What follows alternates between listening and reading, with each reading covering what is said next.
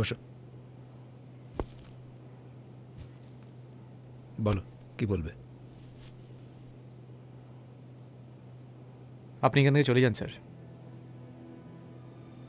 আপনি শঙ্কর সিং এর পেটে লাথি মেরেছেন, ও আপনাকে ছাড়বে না।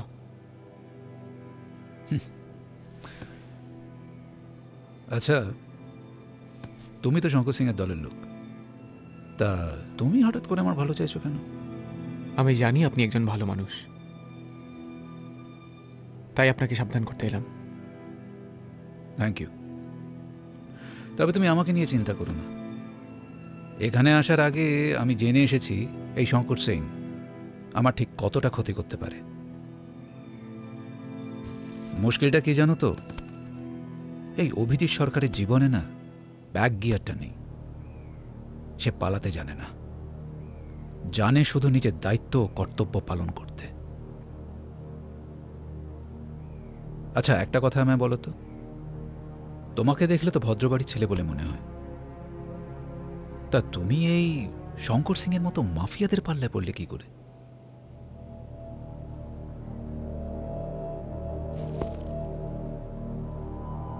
আপনাকে বলেছিলাম না স্যার,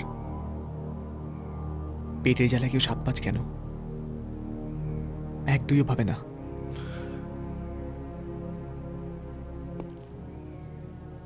আমার বাবা একজন কয়লা খাদানের শ্রমিক ছিলেন। বেআইনি কয়লা চুরি নিয়ে সরকারের কাছে রিপোর্ট দিতে যাচ্ছিলেন, রাস্তায় খুন হয়ে যায়। এই রিপোর্টগুলো জমা দিলে তবে ওই শয়তানগুলো শাস্তি পাবে। বাবার হাতে যা প্রমাণ ছিল সেটাও কেড়ে নেব। আজ পর্যন্ত জানতে পারলাম না আমার বাবার খুনি কে। বাড়ি ভাড়া দিতে পারিনি বলে আমাকে আর আমার মাকে বাড়ি থেকে বের করে দেয়। দিদি, আরে যা না দিদি, দয়া করুন দিদি, দয়া করে আমাদের তাড়িয়ে দেবেন না। আমার শরীর অসুস্থ, এই ছোট্ট বাচ্চাটাকে নিয়ে আমি এখন কোথায় যাব দিদি? অসুস্থ মাকে নিয়ে গিয়ে উঠলাম ফুটপাতে।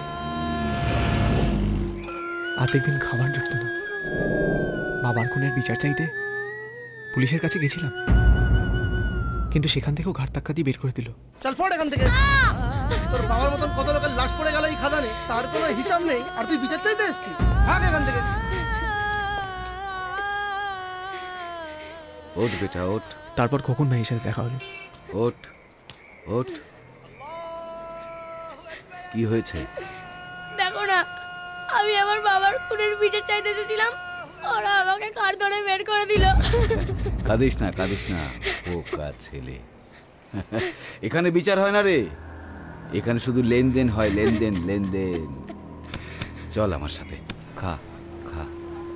দেখে তো মনে হচ্ছে অনেক দিন খাসনি কিছু। গো, আমি দুদিন কিছু খাইনি। আরে খা খা, পেট ভরে খা খা। বলছি আমার মাও না নাকে আছে, মায়ের জন্য একটু খাবার হবে? নিশ্চয়ই হবে, কেন হবে না? তোর মা তো আমারও আমি হয়। আয় ছোটু, আর একটু খাবার দে তো।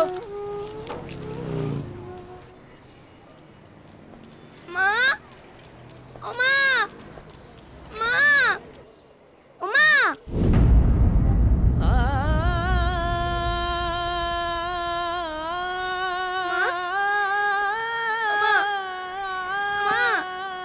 মা দেখো, আমি তোমার জন্য খাবার নিয়ে এসেছি। মা, মা তুমি কথা বলো। মা, আমি তোমার জন্য খাবার নিয়ে এসেছি। মা,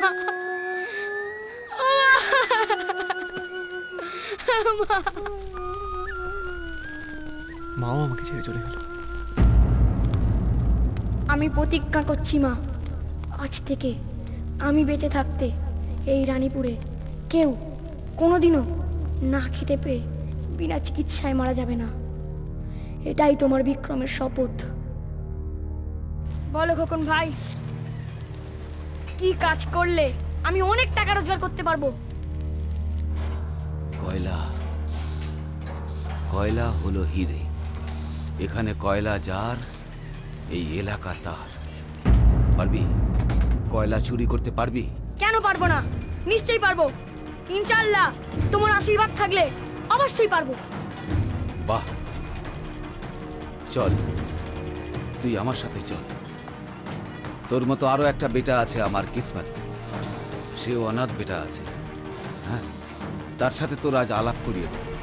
তারপর তোরা দুজনে মিলে একসঙ্গে কাজ করবি। তখন থেকে পেটের জ্বালায় কয়লা চুরি করতে শুরু করলাম, আর নাম লেখালাম শঙ্কর সিং এর দলে। বলছিস কি রে? সাজ বলছি ভাই। ইতনা সা তো উমর আছে, এর ভিতরে এত কিছু করে ফেলেছে। হ্যাঁ, তোরা নাকি কয়লা চুরি করেছিস, পুলিশকে গেলিয়েছিস, জিনিস আছিস তো। এসব কাজ না করলে আপনাদের মতন লোকেদের কাছে কাজ হবে কি করে?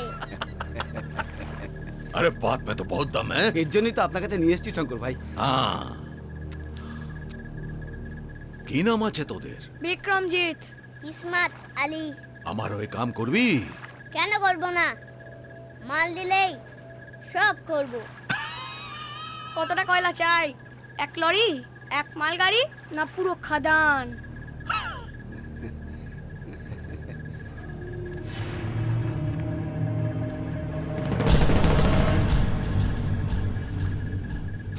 পুরা খাদান চাই।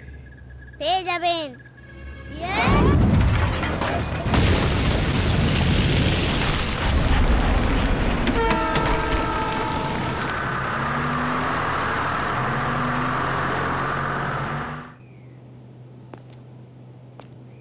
তোমার বাবার নাম কি ছিল?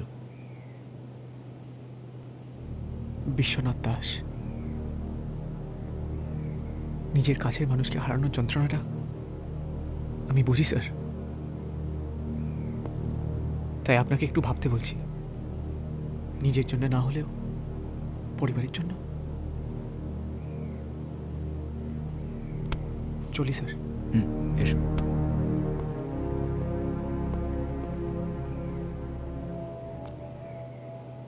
তোমার বাবার খুনিকে আমি খুঁজে বার করবই।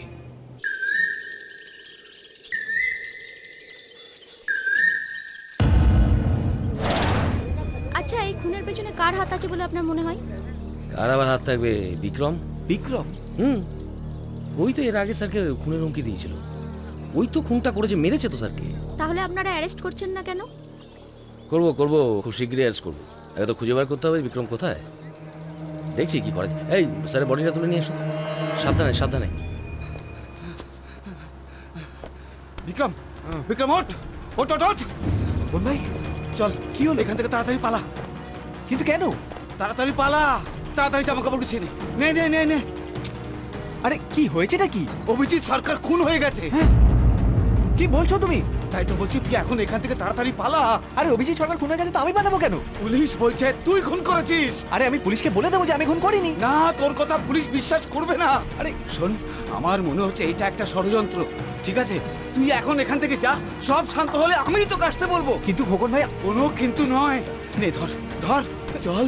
কলকাতা টালিগঞ্জে গিয়ে রহিম চাচার গ্যারেজ খুঁজবি, সবাই তোকে দেখিয়ে দেবে। ওখানে চলে যাবি, আমি ফোন করে দেবো। সাবধানে থেকো।